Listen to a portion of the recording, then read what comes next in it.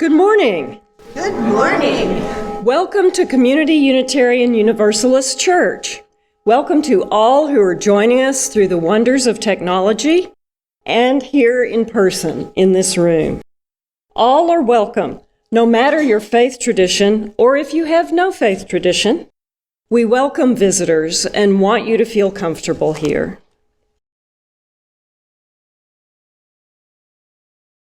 Welcome to our annual celebration of the New Year.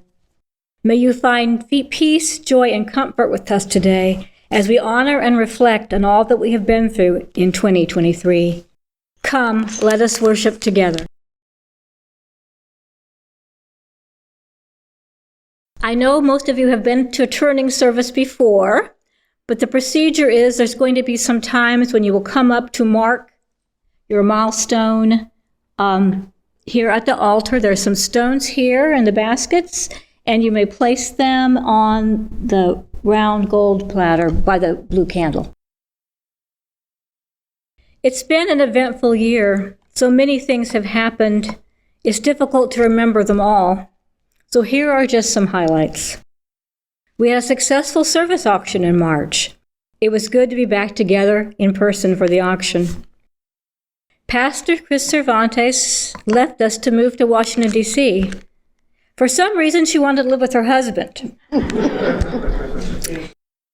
We threw a big farewell party for her in the spring, and everyone enjoyed wishing her well and eating pie, Pastor Chris's favorite food. The church was blessed to have a new minister, the Reverend Dr. Ayadum, all lined up and ready to go. She started in the midst of chaos and confusion, caused by an incendiary device that was detonated on our doorstep. She has worked hard to minister to us in difficult times and help us feel safe and loved. It has taken many months to feel like things are back on an even keel. We have lost longtime elder members this year, and we mourn their loss. We also have had new members who signed the book, and we're delighted they have become part of our community. In the wider world outside our walls, there is war and strife, famine and displacement. It seems no one welcomes the stranger. There is no room at the inn for so many people around the world, even in our own wealthy country. I think that in this moment, to quote the song from the 60s, what the world needs now is love, sweet love. To me, that means that the world needs this church whose spirit is love. The world needs the Unitarian Universalist movement, a faith grounded in love. In the new year, let us do our best not only to live our faith, but to share it with others, so they too may know the saving grace of love. May it be so. It's time now to honor our loved ones who died in 2023, including our animal companions.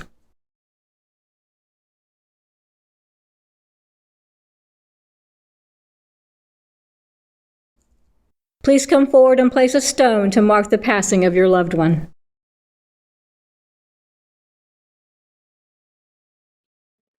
We will now place a final stone to mark the passing of all who died this year, known and unknown to us.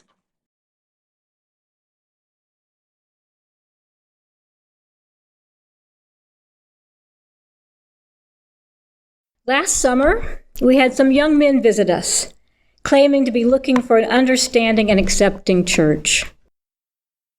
We welcomed them as we always do, as we had been welcomed when we first arrived. They began behaving more and more oddly until they began quoting scripture to us and questioning our beliefs. This was difficult. We tried to explain that each of us has our own beliefs, that UUs have a covenant, not a creed. Since it turned out later that they were fundamentalist Christian YouTube and Instagram celebrities, it's understandable that they were confused by us.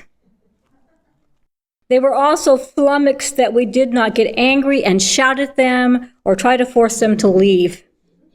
Instead, we conversed with them calmly and tried our best to answer their questions. They finally left on their own accord after revealing that they had been trying to convert us. After just a little research, we found them on YouTube. It seems they go to progressive churches, pride parades, reproductive rights rallies, and other gatherings, and try, often successfully, to enrage folks and to get an angry response from them. Then they post a video on their platforms and invite their followers to get upset about these godless, angry liberals. They portray themselves as spreading the saving message of Jesus to convert progressives. What they are really doing is monetizing hate. This is how they make their living. They cash in by spreading anger and dissension. The problem was, we just didn't take the bait. That did not stop them from posting a video they had filmed at CUUC. At the end of the video, they asked people to pray for us because, while we seemed nice, we were in serious theological error and were actually a satanic church. A month later, the church was firebombed in the early morning hours. Luckily, the first responders put out the fire, and the only damage was to the front doors and some carpet damage in the foyer. We have no proof of connection between the two incidents. But many of us are still grieving the loss of safety these incidents have made us feel. We now have policies against people filming here without written permission, as well as other safety procedures and measures. The church has been repaired. We have new doors. Most people cannot see the scars that the fire made on the church building. The scars made on our hearts are also invisible. We are still in grief about the violation we feel.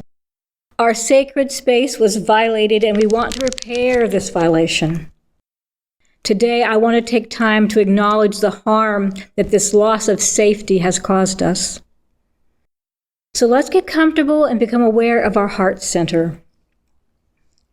Feel your breath as it goes in and out naturally. Become aware of any feelings in your heart center or other place in your body. Let your breath explore these feelings. Do you feel fear? Do you feel sadness? Maybe you feel anger. Perhaps you feel a different emotion. All these are appropriate feelings for what happened.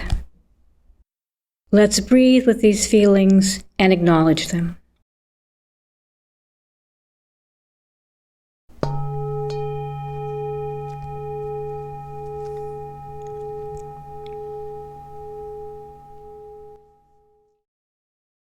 Now remember how people all around the world reached out to share their support and love. Remember that many people sent money to help with the repairs. Remember all the cards and letters we received. Remember the 1,000 paper peace cranes you received just a few weeks ago. We have been surrounded by love and care. Love always defeats hate. Let's take a moment to feel the love that surrounds us.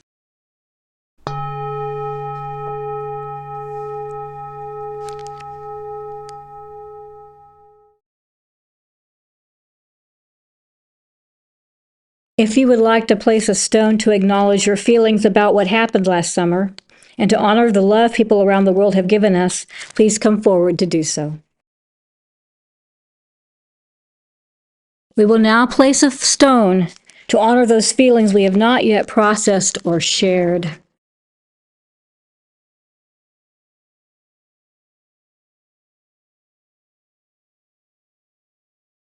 Now let's celebrate the milestones in our lives, the marriages, birthdays, anniversaries, graduations, and retirements.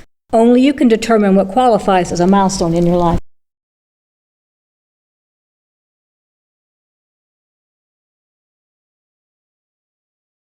Please come forward to place a stone to mark this year's milestones. We will now place a final stone to mark the milestones of 2023, known and unknown to us.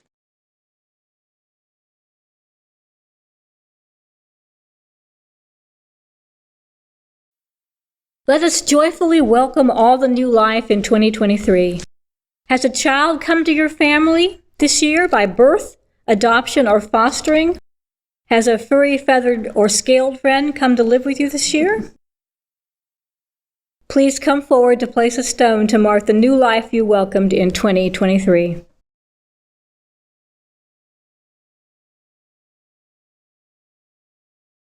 We will now place a final stone to mark the new life of 2023, known and unknown to us. We're going to take a moment to have some reflection about the year that is passing tonight.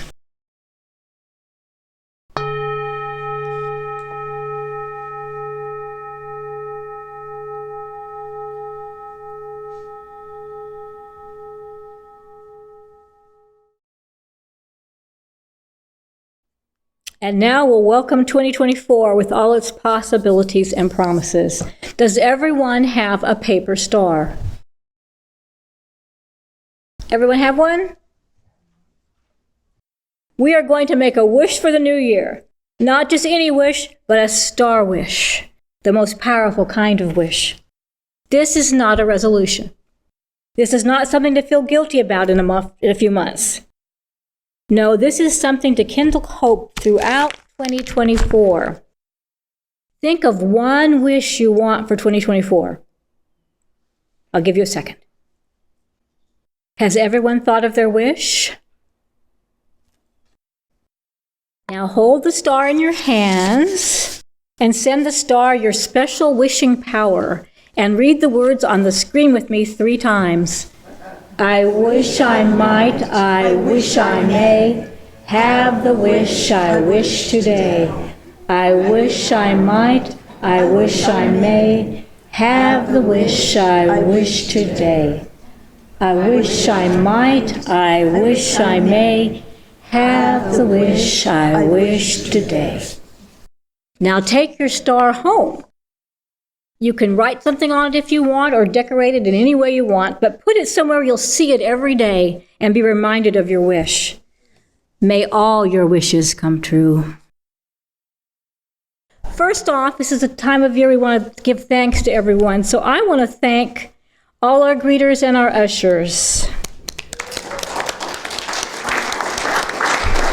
Thank you to our audiovisual team, Mark Johnson, Amanda Green, Jen Mason, Jackson Boone, and Ronin Hayden. A special thanks to our video editor, Chris Ronin. And thanks to our congregational administrator, John Elder, who does so much behind the scenes. Thanks to my fellow worship associates, Elena Westbrook, Sandy Farlow, Jan and Steve Mason, Ina McBride, Betsy Friauf, and Joyce Thompson. Thanks to our music director, Chris Trebenis, and the choir. Yes. A special thanks to our guest musicians from Turcorda. Today we have Gay Worley with us. Thank you for the beautiful music. And of course, thank you to Reverend Dr. Ayadum, our minister. And the board. Oh, well, thanks to the board. That's right. I was just doing service things, but that's okay. We always thank the board. As we say goodbye to 2023 and welcome 2024, let us take the time to reflect that all the past year has brought us, all it has taught us. May the coming year be filled with joy, peace, and prosperity. May we be filled with love and kindness for all. May we find satisfaction in the service we offer to the world. And may everyone have a happy and healthy new year. And may all our wishes come true.